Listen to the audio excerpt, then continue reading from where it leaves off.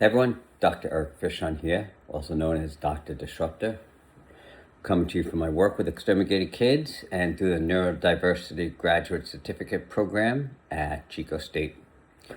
Module reaction here is where we're talking about AAC, which is augmentative and alternative communication, but more importantly, we're talking about what happens when we stop treating communication as something that needs to be what's quote unquote fixed and start treating it as something that needs to be accessed.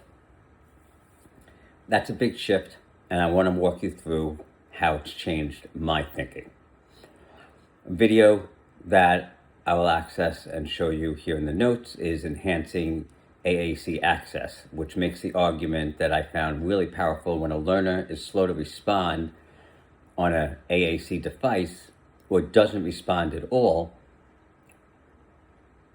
We tend to interpret that as a language problem. They don't understand, they don't have the words, but the video challenges that. It says, wait, what if the motor and sensory demands of operation that devices are just too high in the moment?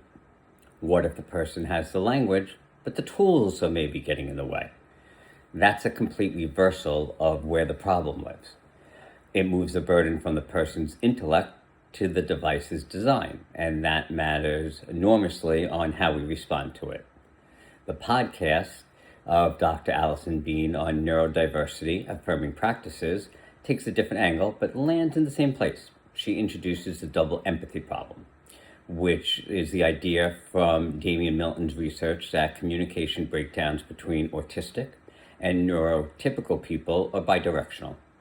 Both sides struggle to understand each other, but we've only pathologized one side. Hard word, right? Imagine what it's like for people with disabilities like myself. And she makes the case that AAC isn't a last resort. It's not a consolation prize, so to speak, for people who couldn't speak. It's a valid modality, a full stop. A core argument from, both sources is AAC is a communication access tool, not a communication fix. The responsibility for communication success lives in the design of the tool and the environment, not in the capacity of the individual. Now, there's a book, and in chapter 5 of it, Neurodiversity for Dummies, Communication Differences, great book if you don't have it, my YouTubers. It sets up the philosophical foundation. There's no hierarchy of communication forms. Speaking isn't better. AAC isn't less. Different modalities serve different people in different moments, and all of them deserve equal respect and equal investment. The video and podcast extend that into practice. The video gives you the technology or the technical vocabulary, direct selection versus switch scanning, that eye gazing, versus the adapted joystick. And it frames each one as fully valid primary method, not like having like a workaround, so to speak. The podcast gives you the language shift. We stop saying non-verbal and we start saying non-speaking. There's a big difference because non-verbal implies an absence of language inside the person itself.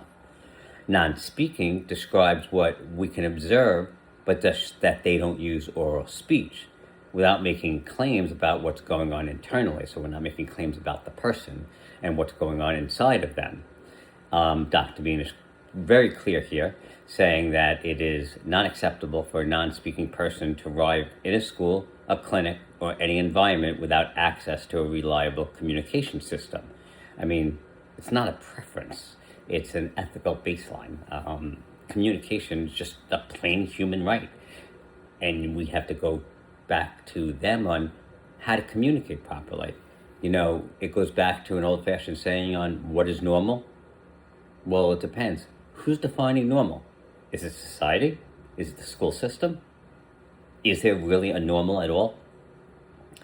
AAC and functional communication training, better known as FCT, it's one of the most strongly supported evidence-based practices we have, and its central premise is simple. Its challenging behavior is usually communication. Property destruction, aggression, eloping, these behaviors work. They reliably get the person what they need at the end of the day. It's an escape from an overwhelming situation. It's access to something they want, and it's a relief from their over-sensory of pain. You know, FCT says instead of trying to eliminate the behavior, we actually teach an actual replacement, something that serves the exact same function, but through a more accessible, less harmful, if you say, channel. And for the non-speaking individuals, or for speaking individuals whose language breaks down under stress, ACC is often a tool that can deliver a replacement behavior that's fast enough, reliable enough, and low demand enough to actually compete with the challenging behavior. And here lies that ethical line, I think, that's really non-negotiable. You cannot reduce a behavior without first giving the person a voice. If somebody destroys property to say, I cannot handle this right now, and we take away the property destruction without giving them an AAC switch that says, break, well, we haven't solved the behavior problem at all. We just silenced a communicator and a communication piece. The need is still there, and it will find another exit in some way, shape, or form. So in a reflection, you know, where this landed personally for me, I came into this module, into this assignment, into this part of the course that I'm taking, probably holding an assumption I didn't even know I had. And I get that a lot. It's preconceived notions, unconscious notions, that AAC is a last resort, so to speak, I thought of, that you try speech first. And if that doesn't work, then maybe you consider a device. And I think that assumption is actually really common, probably in education and more clinical-based settings. It sounds reasonable on the surface, but the podcast that I listen to and the reading assignments of the week really dismantled it. That the research shows that it's pretty clear introducing AAC early does not suppress speech development, it actually supports it. And, you know, waiting until a child has failed enough at speech to qualify for AAC means months or years of communicative silence, unmet needs, of behavior that escalates because there's no other exit. So at that point, we're really failing them because we're punishing them by not giving them the tools. We are making them remain silent and finding another exit for them because we're not early giving them the tools and leaving it as a last resort when it shouldn't be a last resort. It should be just part of the toolkit. The other shift was from the video being watched. I've been thinking about AAC as a language intervention, but it's equally, maybe more primarily, a motor access and design intervention. Before I expect any language from a learner using a device, I kind of guess I need to know that they can actually access it themselves and actually use it. Does the touch require more precision than they have under stress? Is the display cluttered in a way that creates something that's visual and overwhelming? You know, assess the tool before you assess the person, maybe.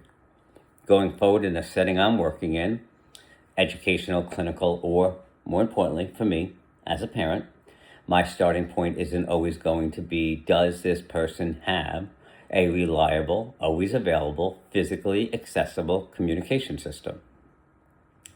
Not as a bonus, not as a last step, as the foundation that everything else is built upon. Because communication access isn't a support strategy. It's a prerequisite for every other support strategy to work. Now, my hope is that you'll take a look in some of those links below to better understand what I'm talking about. Because this is part of an assignment for me, so the person who's looking at my assignment knows about all of this. And now I know all about it. But my hope by putting this on YouTube is for another person down the line to feel inclined now to click around and learn a little bit more of using the evidence on the back end for more human connection on the front end. So, I'm Dr. Eric Fishon, known as Dr. Disruptor, part of the Exterminated Kids Network, reminding you that a disability is not an inability. It's your greatest superpower. And isn't it about time we start meeting the disability where the needs arise? I look forward to seeing your comments. Hit subscribe, hit the button, ask me questions any way you want. www.drdisruptornetwork.com or www.drdisruptor.org. Until next time, good luck, God bless, do well, and go Gators.